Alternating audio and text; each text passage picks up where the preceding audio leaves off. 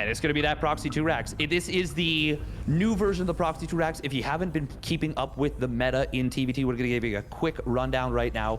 What has become the dominant way to play in TVT is the barracks gas. No longer gas before barracks. You get your factory just a tiny bit later, but it's still very safe against the original Proxy 2 Racks build. And you get your orbital command faster, so it's a much better way of playing. However, in response to this, the Proxy 2 Racks has started hitting at an earlier timing. Instead of 16 racks, 17 racks, it's now a 14-14. So you cut a couple of SCVs, a lot more committed. But that's all kind of for naught right now because Spirit, his plan is to go for a 1 racks expand. And that's not going to work out for him if he actually tries for it. Yeah, we all remember the old cycle of Terran builds where a Racks expand is weak to the Proxy 2 Racks, is weak to the double gas, is weak to the 1 Racks expand. In this game, that's even worse because this is a faster 2 Racks that is designed to kill a more defensive build. So it's going to be a problem here. So we're going to see the bunker on the high ground. Reaper's going to show up though, and this bunker, it's on the way, but it is too late. The goal, of course, is to put multiple bunkers up, hope that one will survive. As Reapers are out now, it is 1-1, which does buy Spirit a little bit of time because, of course, production on that second rack does not kick in quite quickly enough. So Reapers into Marines, but now the second Reapers are going to find their way on the high ground, and even as Spirit wants to make something happen here, he will lose that Reaper immediately. And it is not looking good for our Polish boy here in this game number 1. He went greed and it's not going to work out. And he's not even going to lose that first Reaper down to 0 HP. It does not matter. Reaper's still alive and SCVs are not catching this. Yeah, this is snowballed and this is snowballing. Oh, we are going to see an attempted grab. He does get one of the Reapers, but it is the low HP one. Marine will pop out and get into this bunker. But yeah, that's game.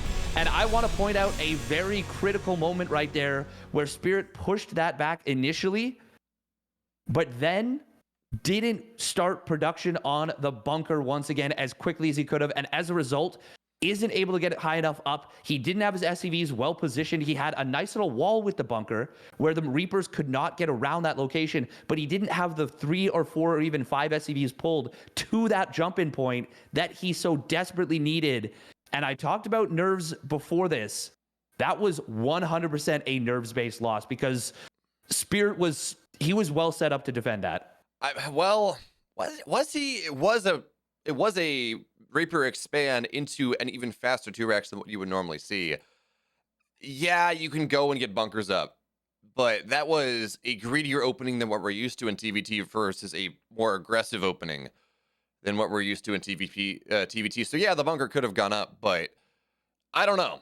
Maybe I'm missing something, but that did feel like a game where Spirit would have had to move mountains to make something happen. Sometimes build orders just don't match up properly, and you go from there.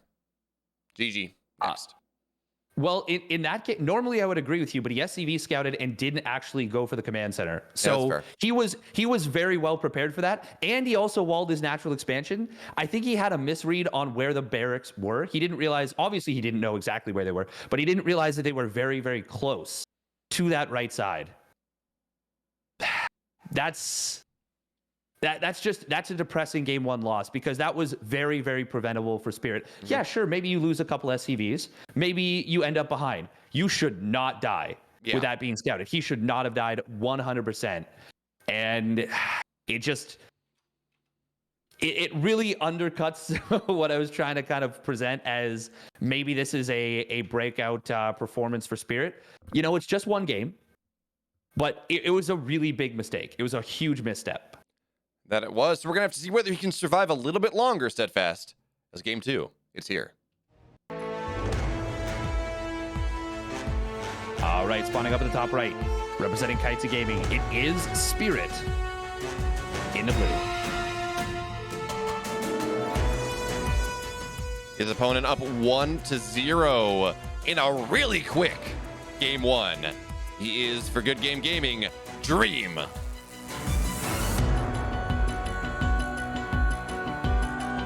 The other thing to note is it almost feels like a foregone conclusion that if you put a any Korean Terran in a best of 3, they're going to proxy rax you. They're going to cheese you at some point in that series. It feels like that's got to be like a 70 to 80% probability that one of those games will be that. And from a strategic standpoint, it makes sense for it to be the first game, especially in a situation where preparing for multiple players is going to be very difficult. So the fact that Spirit tried to go for the one Rax expand, I mean, it's weird to me. It's a weird strategic decision, and it tells me that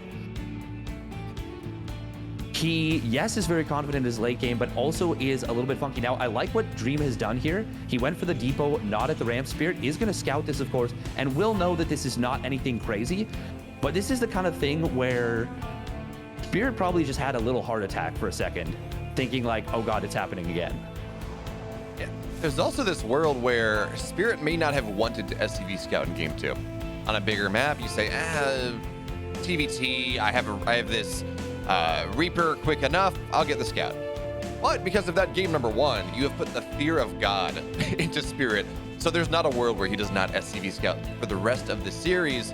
And as I don't believe Dream did, it's just a minor bit of an ego lead here. As also Dream will get the first shot on the Reaper, so the Reaper's got to run home. But now with an SCV to buffer, Spirit's going to try to take that fight. But for now, it's hard to tell who's winning that one. But it looks like both Reapers, they're going to heal back up. Spirit is actually going to be up 2-1 now, which means he can jump on this Reaper should he wish. He's going to wait for it to commit. And there we go, Dream. No, not going to get close enough. Not boxed in. Okay, game goes on. Yeah, it's should be fine. If the SCV poked a little bit too far forward, Spirit's playing very scared. He's got more Reapers than his opponent. Okay, there we go. As the Hellion joins up, he will start to move out. But he played a little bit scared there. It's worth noting. And Dream delayed his reactor, so he is going for 3 Reapers before that.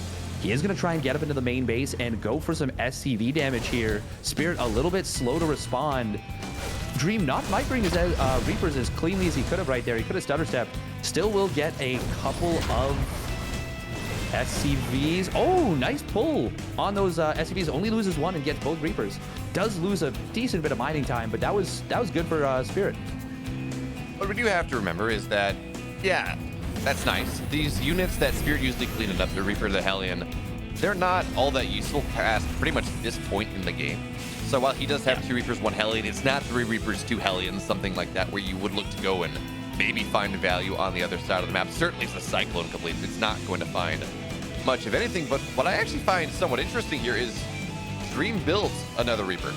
He builds another Hellion. I don't know quite why, because he just sacrificed a couple of his Reapers early on. But maybe he wanted to go for that 3 Reaper 2 Hellion idea, then kind of gave up on it. And so he's just got a couple drips and drabs left over. I think it's so that he could get away with not building a bunker at the natural.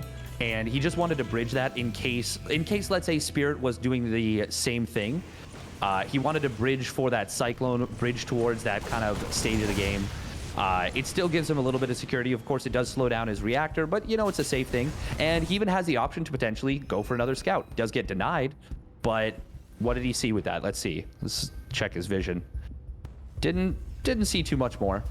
That's he did see the additional. Wait, no, that's an old bit of vision. Still, you know, he gives himself the option. I do want to point out, by the way, Dream with a very interesting little setup of buildings right here. Initially, I was thinking this was to avoid the... You know what? No, this definitely was. This was initially to avoid the Marine tank drop, the 4 Marine, 1 siege tank drop right here, killing depots at the front. And that's kind of interesting that he went for that. When he got that scout, that's what the 3rd Reaper was to make sure that he could put the 3rd command center down without having to worry about it. Otherwise, he might have dropped that 3rd command center further over on the left, I'm guessing. Okay.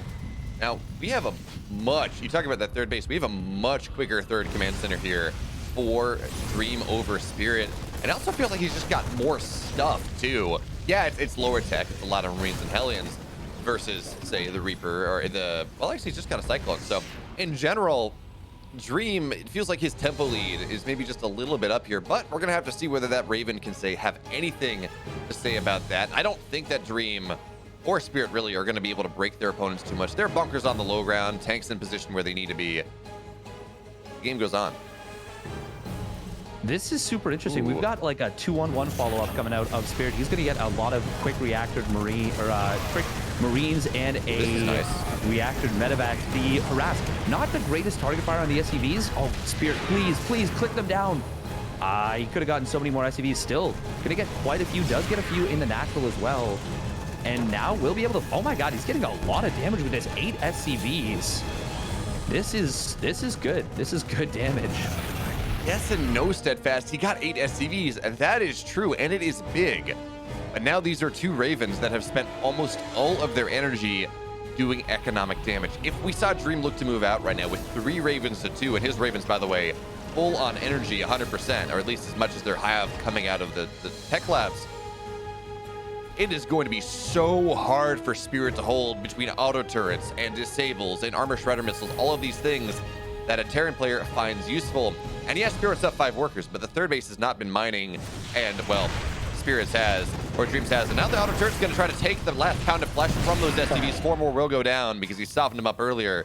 Even with the tank in the main, 4 more SCVs go down. So Spirit opening up that wonderful SCV lead, and it seems like this is how he wants to play this game. Not big pushes, not straight up just yet, but if he can shut down the economy of Dream just enough that will allow him to build bigger and build better and move in. He's got a double drop finding its way into the natural right now. Viking will find this, but that does not matter too much here. He's got to drop on top of the tank, though he will not do so, so the drop will be forced back.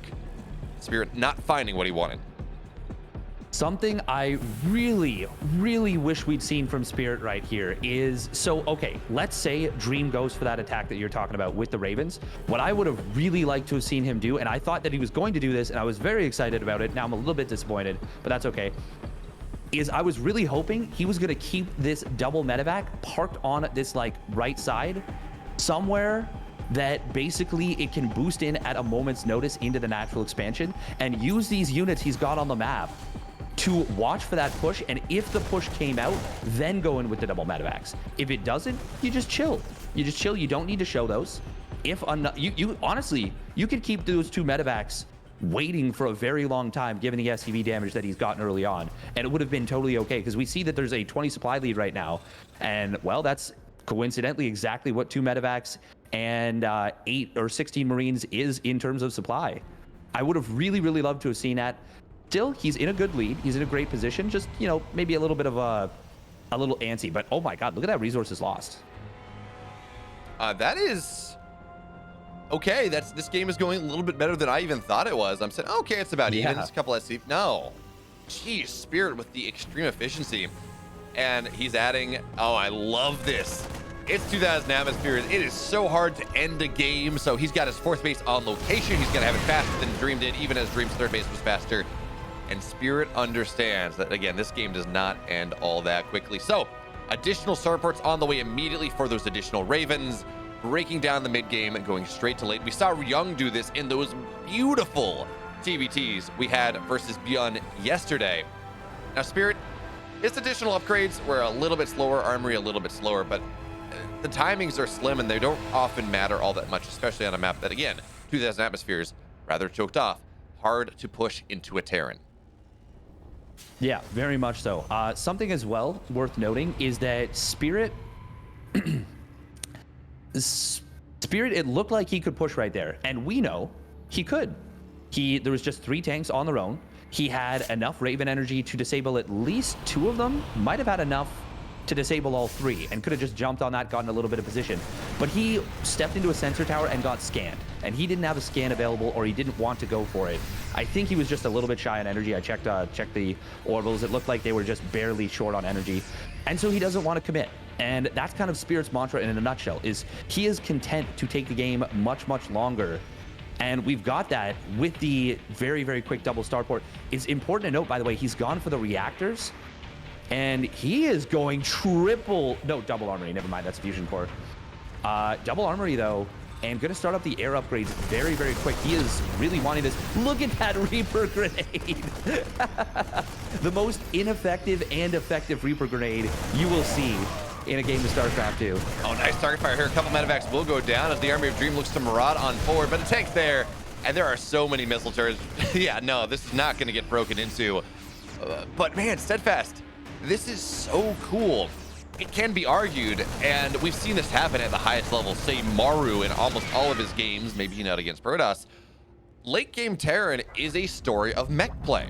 It's not necessarily a story of bio. The whole problem with mech is that it's hard to get into that late game, which is why bio tends to be more favored. Again, hard to get into late game mech. But if you can make that mech transition, your tanks and your Liberators and your Vikings are always going to trade better than a bunch of Marines, even with 3-3, even if there is additional mobility there. So Spirit, again, he's jumping the gun. He has Liberator range on the way. He's building so many Liberators and Vikings. We're going to see all the attack upgrades. I love what we're seeing from the Polish not Polish Protoss, excuse me, the Polish Terran. But Dream, actually, he's the one that's quicker into air upgrades. Funnily enough, we have Spirit going into +2 ground attack. But Dream, he's going to have much more powerful Vikings for at least a while. Well, it's actually going to be kind of neutral because it'll be armor versus attack, so it's kind of neutralized. We got to point something out though. Take a look at the vision of. Okay, well now it's nullified, but initially that scan. Oh my God! If he were to get this one armory, that would be so huge. He is going to go for the NG base though. That's a little bit of a mistake, a little bit of maybe a misunderstanding of late game TVT right here. He didn't see that the engineering bays were not upgrading.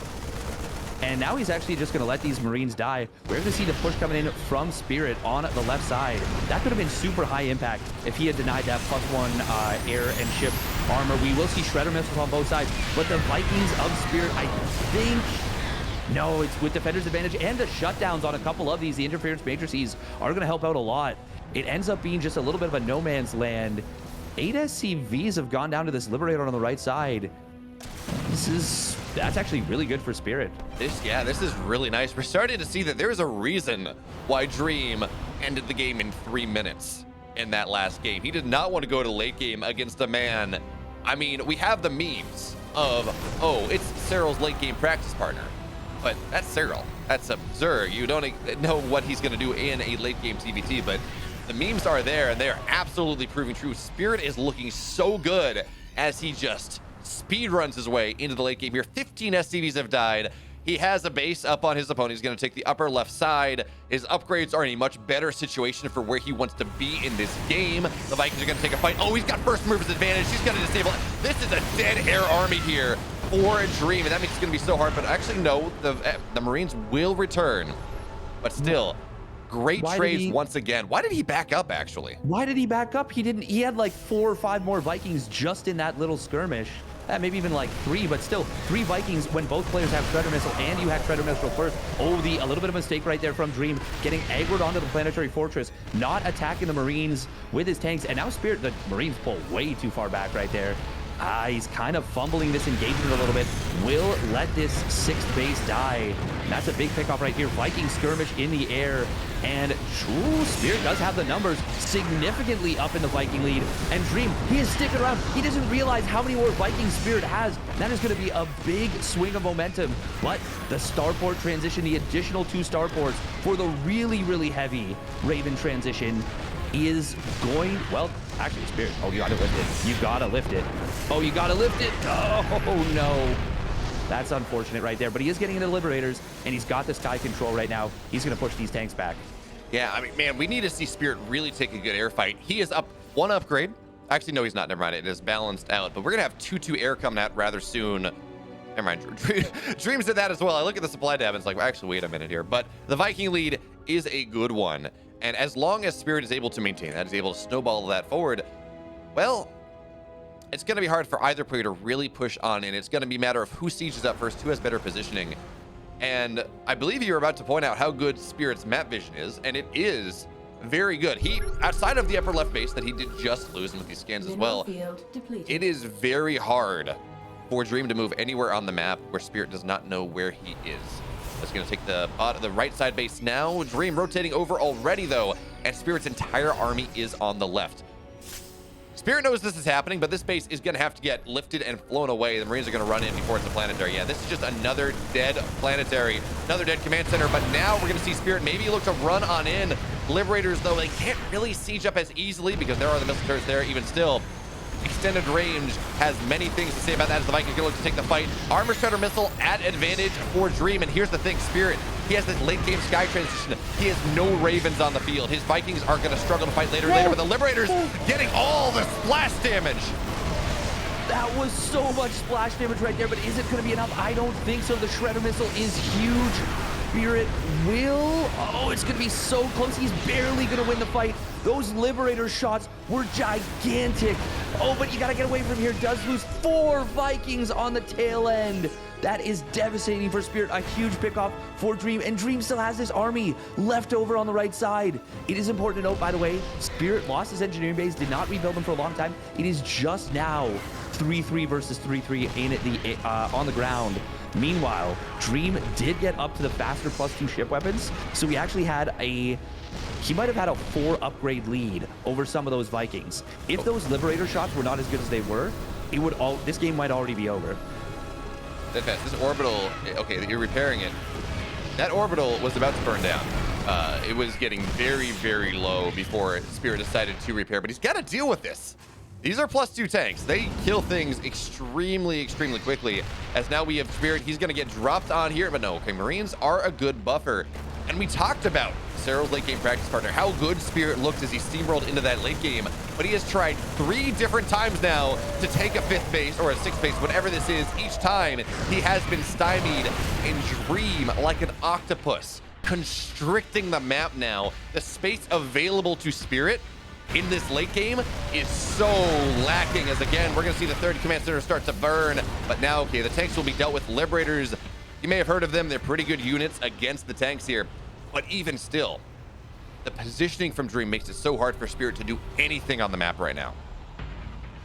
Guess what the starport count is for Spirit right now? Oh, nice little drop move. Will get how many tanks? One tank with that. Does actually, you know what? That's kind of expensive. He lost a full medevac for that. And tanks, they're very important. They're very important, but Marine's not that important. It's wait, he hasn't repaired that. The command center's just gonna die. Hello? What? Hello? Oh, Spirit is stumbling a lot in this game. For a long time. He's gone up to 8 starports, so he's building 5 Ravens at a time, but he's gonna have to give up this position and potentially even give up this whole base. There's 23 Vikings to 11. He can't contest this.